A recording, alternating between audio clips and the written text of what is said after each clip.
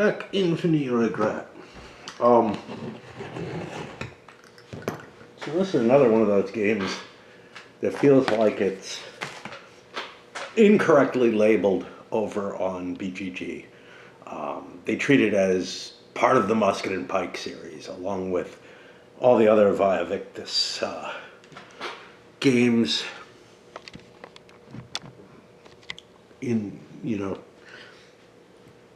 derived from Ben Hall's, like, I guess he published a prequel, well, not a prequel, but an earlier version of Musket and Pike in Via Victus, a little before those came out. And anything kind of vaguely like them vaguely like that is kind of being labeled as part of the overall series. It really isn't. They're games that share some design features and share a designer, but I wouldn't call it the same series, and they're very different in a lot of ways. All right, let's talk about components because whatever. First off it's not a boxed game.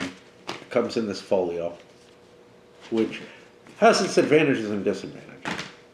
For me, the primary advantage to a boxed game is that by its very nature, I have to store it out, on shelves and stuff. So it attracts more attention. I don't really see too much advantage to a box other than that. They're harder to move around. They're harder to take places if you want to game somewhere else. They're just, a pain in the ass in a lot of ways. So I should like games that come like this more, but I'm more likely to play it if it's in a box and constantly, interacting. Like I have the visual of it when I come up here and I see something and I'm like, oh, yeah, I like that. A game really has to stick in my head for me to go into my file cabinet and pull out the magazine games. And that's always been the case. I used to have them in boxes where, I'd have to sort through them. That was actually easier. Kind of pissed off at having a file cabinet because I've got a broken one and it has issues. But anyway, that's the first one. The maps.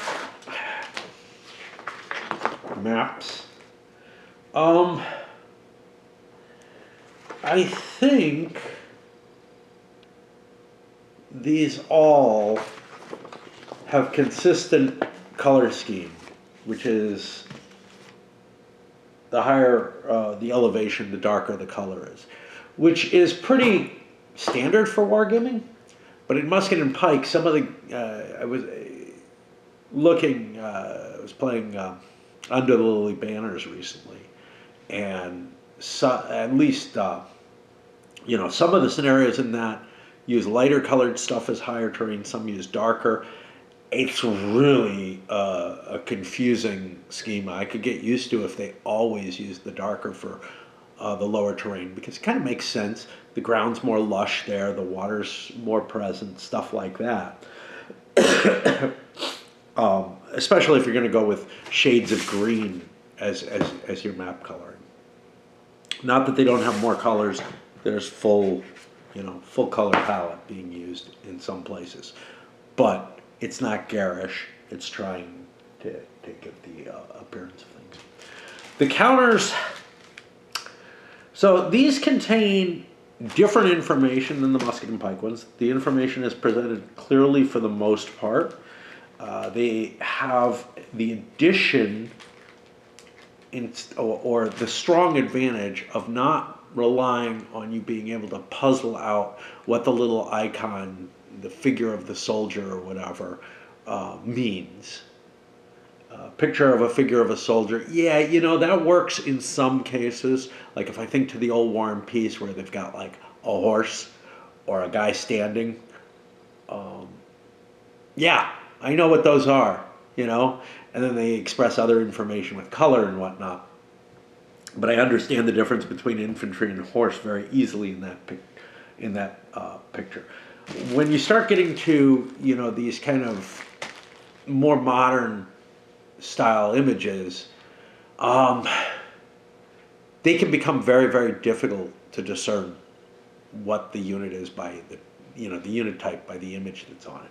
And I'm finding that harder and harder as both my eyes get older, but also they seem to be like following,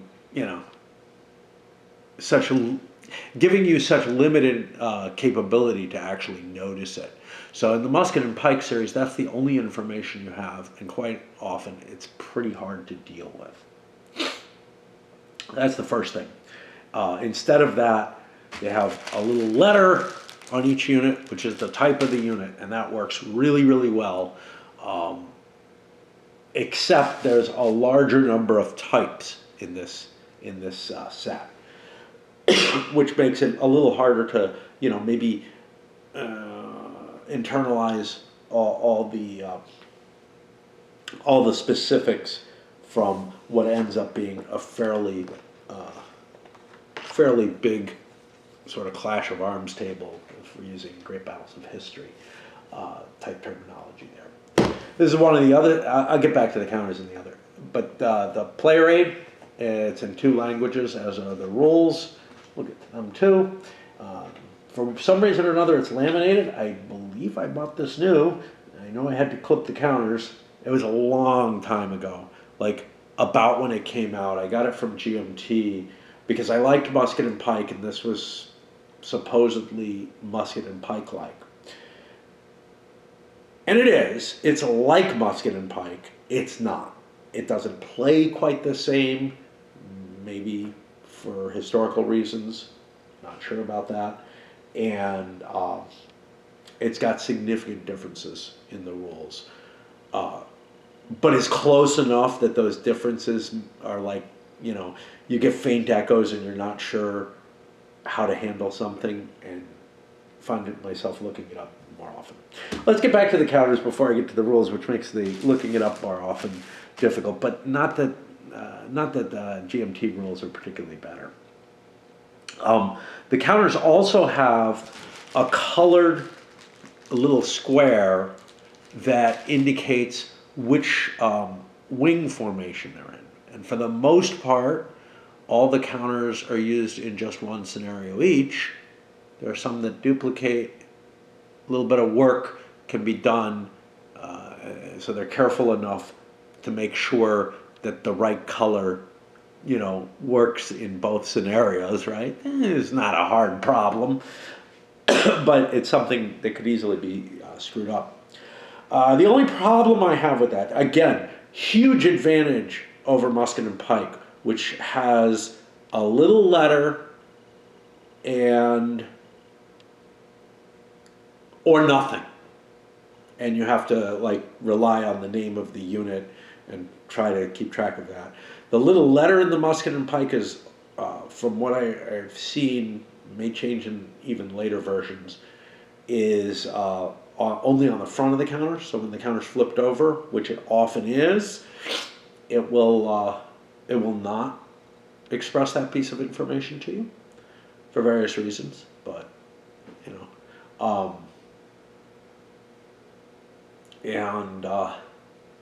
yeah, it's this is much, much better. The only problem I had is I have a little bit of blue-green color blindness, and the blue and green are very, very close to each other. And so it's hard to discern that. The final piece of information that I want to go over in the counters that is, again, different from musket and pike is they used a dot notation. I don't know. There's a couple of dots on this unit next to the movement allowance, which tells you which scenario it's in.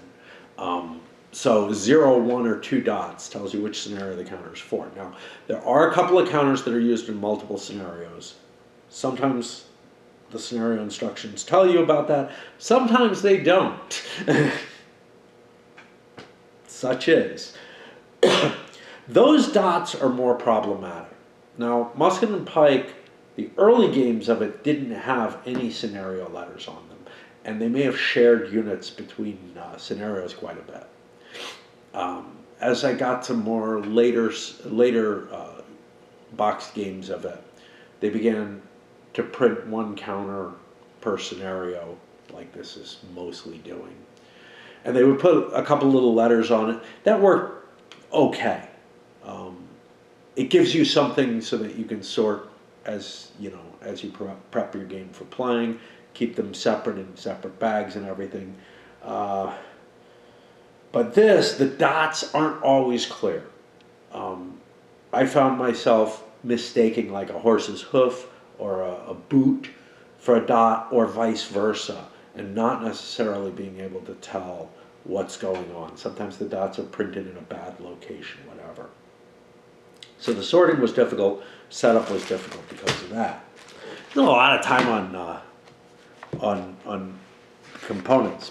The rules themselves, again, written in both French and English, they were okay. I know that I've had some issues with them. Might have been cases where something wasn't absolutely clear, or where it relied on an example or something like that to actually tell you what's going on. This is all too common. I do remember having issues with it. I didn't write down the specifics of them. But then there's also if you picked this up as an American customer, you might have probably gotten it through GMT. And that means I think the wargame hobby is still majority American.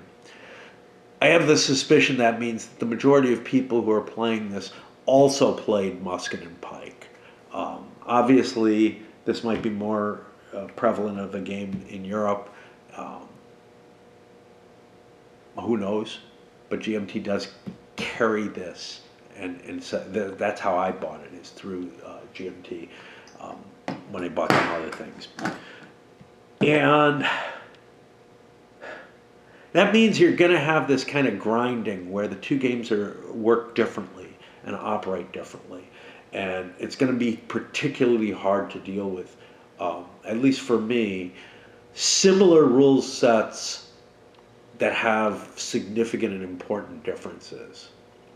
That always is harder than very different. I don't know.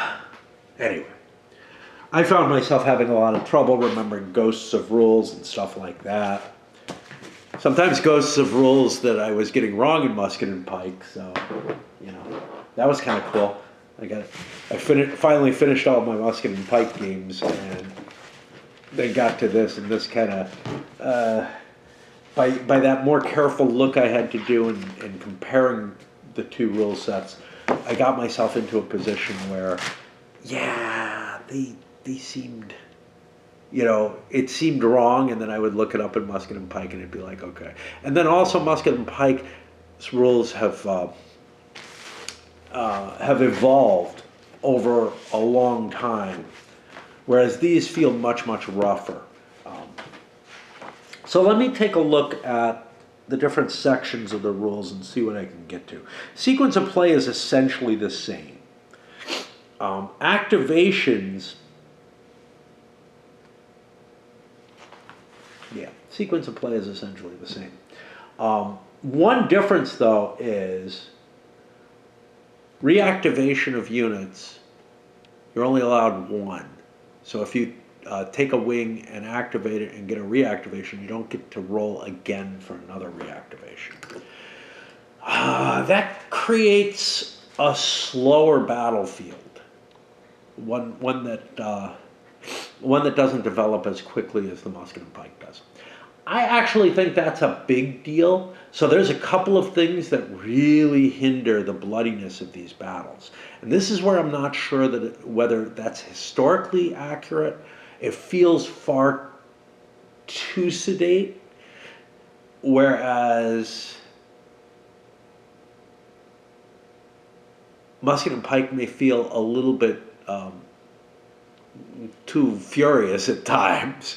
There's too much going on, too many fights. Too many wings are in battle, or they're engaged in too many things. So I don't know. There's a couple of little tools that they have to play with that. One is the number of continuations you can get, or here reactivations, and another is the die rolls that allow for those continuations and allow also for changing formation. In this game, not only are you down to two activations maximum per wing, but you also have lesser die rolls for how easy it is to get a reactivation, or how easy it is to change change orders. The initiative is pretty much the same. The preemption, I believe, looks about the same. Command is a little different, making the game a little clunkier in dealing with it. I reverted more towards the musket and pike command rolls, but I was playing those wrong. I reverted more towards what they actually should be. There are replacement commanders in this. The replacement commanders in this are limited. In musket and pike, you had colonels. Someone would take over a command, so you could keep using it, even if at really reduced effectiveness compared to the original commander. Well, most of the commanders in this aren't very good, and you have a limited number of wing commanders that can be replaced. The corollary to that is that the unit stops working at all. It can't do shit when it's out of command. I don't even know what happens to it, because it doesn't even, it never gets an activation, so it doesn't matter. The actual orders, there's one order less than there is in the musket and pike games. Let me make sure I'm recording. I expected my battery to be out by now. There's one order less. So here you have charge, march, and rally. In musket and pike, in between the equivalent to march, I don't remember, it might be called that. No, it's make ready. You have a receive charge, which is, it enables you to reform your troops but not really rally them. This one, if most of your troops have taken, and there's a reason for that, for why this is different. If most of your troops have taken some hits on them, you have no easy way to rally them except throw it into rally. Rally is a horrible order. It's the one you never want to do in musket and pike if you can evade it, because it doesn't get continuations. You're not allowed to reposition yourself, towards the enemy. It's just ugly, and it's very much the same here, except they're just missing that extra step. Now, there's a reason they're missing that extra step, which is that instead of having formation and morale as two separate concepts that can both disrupt your units, this game, although once you hit broken morale, you break formation as well in musket and pike.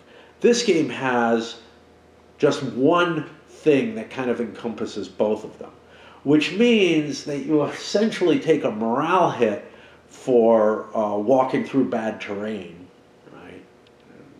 I guess that would make sense if you're wading through a swamp or something, but I'm not really sure you take a morale hit for stumbling through the woods. Your unit is more disorganized and unformed. I like the distinction that musket and pike has. I feel like it was a big mistake not to do this. Now, a lot of what's going on, I think, is because this was designed off of, I don't know, prototype's the wrong word because it was a finished game, right? But a predecessor to the musket and pike system. The musket and pike system, even on its first iteration, was a more polished design than this by a little bit. You get the same kind of thing with Richard Berg, the Men of Iron series. There were predecessors to that worked a lot like it. And the difference there is, I think you could use the Men of Iron rules for those predecessors. You actually can't use the musket and pike rules for this. And you might not want to. Again, there may be historical reasons for this to be so non-bloody. Facing and movement, reaction movement, this is all stuff that will be familiar to you in Musket and Pike. I'm giving this review as if you already are aware of Musket and Pike. Why? It should stand on its own, but it really, to me, feels, again, that no one's going to play like, you might have a choice between the two systems, but you're not really, you're probably going to be familiar with Musket and Pike first. And there's some interesting facets of that. It has cav interception. It allows units to move and fire, but has a different mechanism for it. They have to spend movement points to do that. In Musket and Pike, you don't, but you can only fire under certain specific circumstances with infantry. It has to do like advancing or withdrawal fire, which eventually comes up with penalties. Maybe always did, I don't remember. Stacking pretty much 1 unit per hex, not entirely.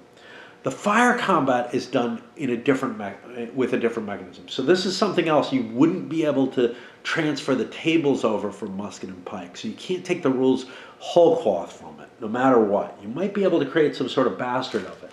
But every unit has its own fire number in this game. It's a really nice touch. It's one of the things that I wish Musket and Pike actually had. And you make a roll to see if you hit, and then the amount that you hit by is a modifier to the opponent's unified morale formation hits. You don't have casualties in this game. Casualties were generally caused in Musket and Pike by fire and would eventually degrade morale, but units could usually take a few shots before they started having to really worry about their morale situation. They could get unlucky, whatever. So the way that's handled is completely different in terms of the core mechanism, even if the ways that it's generated are kind of the same, which is to say that you still have a reaction fire capability, etc. And for the most part, fire's going to be at 1 hex, artillery being the exception. Artillery in this, it does one of those, if it gets lucky enough to hit, and the artillery is much less effective in this than in the later era. And that's correct, you know. It ends up doing one of those unified formation morale hits. Doesn't feel too bad and too different from that. Melee is similar, but has significant differences. I gotta check, because I keep thinking I'm gonna run out of battery. You again have a chart that shows what the modifiers are, taking the attacker's type of unit versus the defender's type of unit. It is not exactly a mirror image of itself. There are some cases where a unit might be bad at attacking but good at defending against a particular type of unit. You get modifiers from that. You get modifiers from morale. This sounds like Musket and Pike so far. You get modifiers due to positional advantage, some other stuff, charge, momentum charges. And you also get them from throwing other units in, no matter where they hit. In Musket and Pike, they have to hit from a flank to give you any bonus at all. If you just do a front-on charge with a couple of units, it doesn't help. It's very much the same in that you roll, like, if I've got 2 units trying to attack you, well, no, it's not the same. Sorry. If I've got 2 units trying to attack you in Musket and Pike, each unit gets a roll and gets to attack. But they're done sequentially, so I probably only get one of them in, but I might get them both in.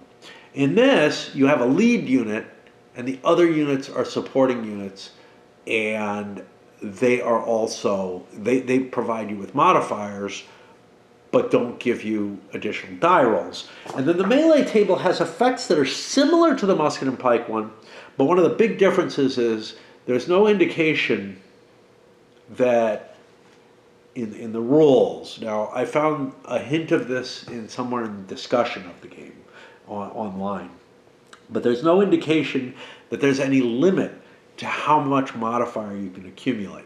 In musket and pike, you can only get up to a +4. Anything beyond that's a waste of, you're wasting some kind of resources or something, I guess.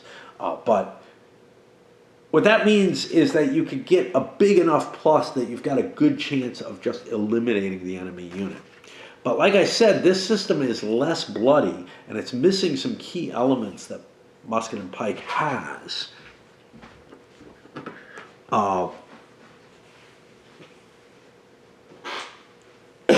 In their combat system.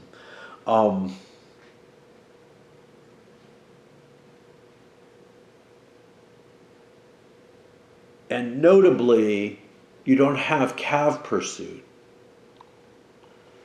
which in this accursed civil war is particularly awful because they just chase you off the board all the time. But in all the other games under the later rules, the cav can pursue you and eliminate your unit off of a good hit. Here, it's just doing some of those unified morale formation hits. But if you accumulate enough of them, you're destroyed. But anyway, yeah, there's no cav pursuit in here. Trying to think what else I want to say about that. There is an unable to retreat table. It is not as friendly as the one in musket and pike. If you're forced into a situation where your unit's blocked by your own units, in musket and pike, that can serve as kind of a stiffening of your unit. Here, I mean, it can, but you're not likely to get that advantage off of it. You're actually very likely to either be eliminated or to take another unified hit on you.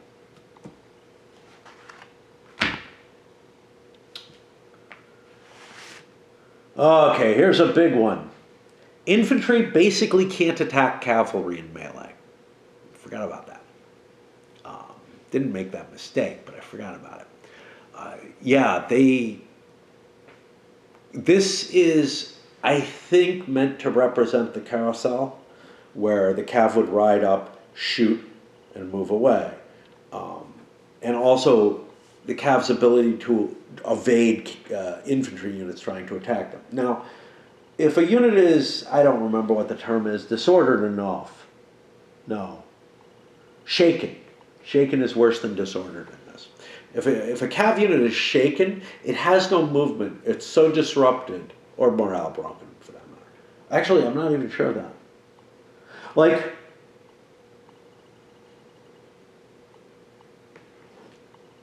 the exception, a normal to disordered infantry unit can attack, a broken cav can't be attacked either. And I think the intention there is that the cav can run away from the infantry if it's got any kind of formation, or if it's broken, they're just running, right? So the infantry's not going to catch them. In musket and pike, infantry can hit the cav, but there's mechanisms, there are in this too, but there's mechanisms by which the cav can retreat. And it's capable of basically getting away from the enemy who's trying to put themselves in contact. Sometimes that feels a little too extreme, but I don't know. It does create this swirling type aspect of stuff. There's some special stuff in here. Yeah.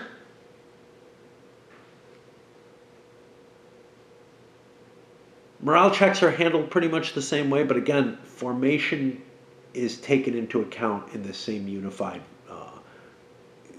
sort of hit system, which means that um, the the formation is breaking down from things that would cause morale hits in M&P, and morale is breaking down for things that would cause formation hits, and it's just all one thing. I have a few units that that's just special rules. Let's just fucking leave that alone. The scenarios themselves, I had some difficulty setting some of them up, mainly because of finding the counters. That's an issue with the counters. Okay, overall feel. I've given you some of this already. The battles are less bloody. They feel less fun to me because of that. There's less you can do in each turn. Each time you get an activation is kind of the impression that I get. And that makes for a duller game. Again, I'm not sure, I don't know this era all that well. I'm not sure how much, that 30-year difference,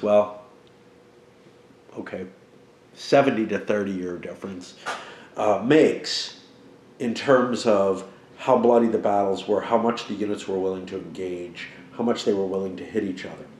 You kind of feel like the weaponry is all very similar, and if anything, more rudimentary than the weaponry that's used when you get to the 30 Years' War, in terms of firearms, at least, which kind of feels like, I don't know, the hand-to-hand push of these big, heavy pike units and whatnot, because they are a pretty hefty part of things, should be able to do more than it does, or maybe do something different than it does. But you definitely have firepower as an effect in here. You do kind of push units around, but your own units get broken by, or you get, for what would be formation hits in musket and pike whenever you melee. That happens in the combat table now, but before it was everything takes a formation hit when it melees, either attacker or defender. What that kind of, but the fact with the unified morale and formation, it gives more space, right? But the formation does help degrade the units, and you tend to push units. That feels kind of right, and there's no casualties in the game. There aren't in musket and pike melee either, but usually.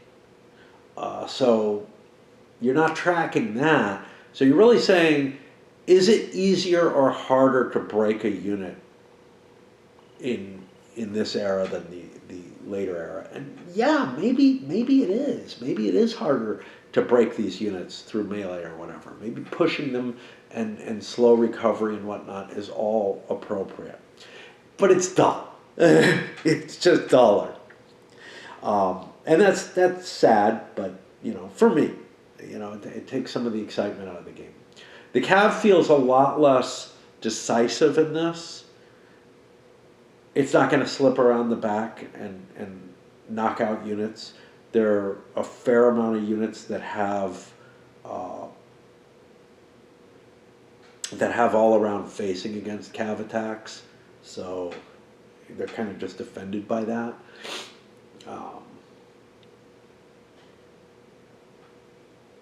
And that too makes sense. This is a period where Cav was not as decisive. This is the end of sort of the rise of the infantry, the men of iron, term or whatever. But it just makes it kind of not the most exciting period to game out. Whereas the musket and pike, if it's historically accurate, and I say sometimes it feels way too bloody, way too impactful. If that is online, it's just more enjoyable to play out. Other than that, though, it's fine. It's the same kind of system. It just feels like not enough's happening. It's too hard. You don't get enough activations. You don't get the ability to control your troops that much. This may, again, all be accurate. But it does kind of leave you in this feeling of, okay, I've kind of watched my units press together against the enemy and not get much done. And my enemy can't do much to me either. Okay.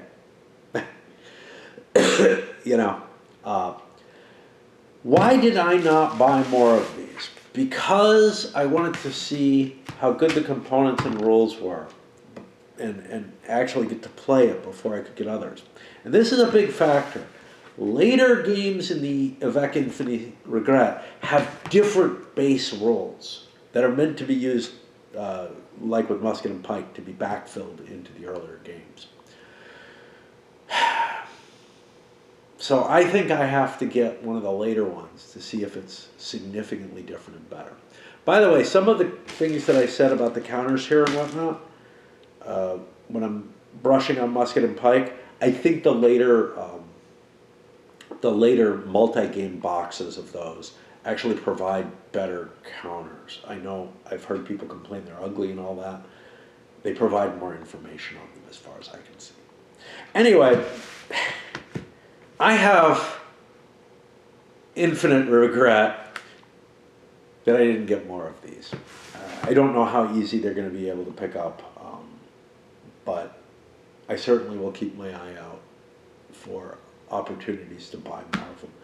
The counters are real card stock, they're real stock counters that you have to clip and whatnot. You don't have to cut them out of a piece of thin stock the way that some of the Vavectus games were.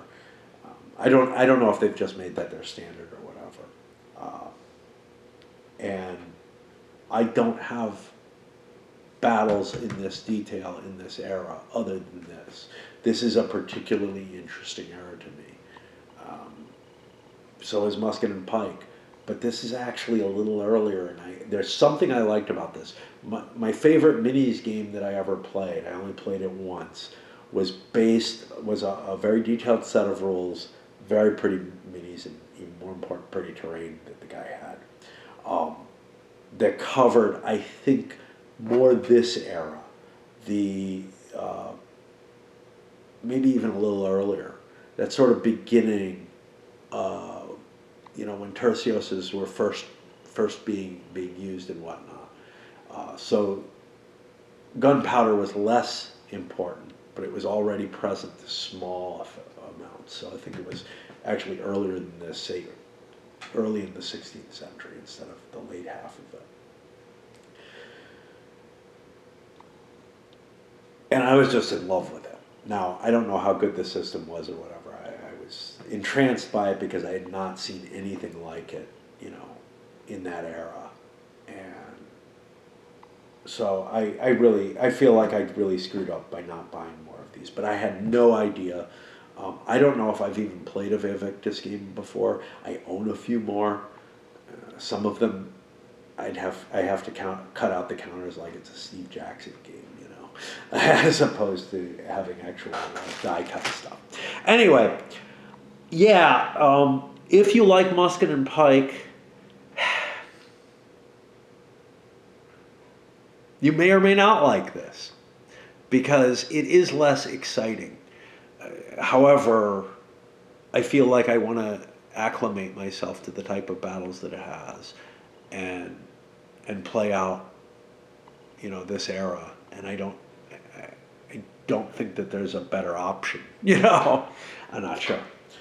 There are other games that Vavectus made that are also lumped in the Musket and Pike series. I assume they also are relatively close, but not too close. All right, that's it.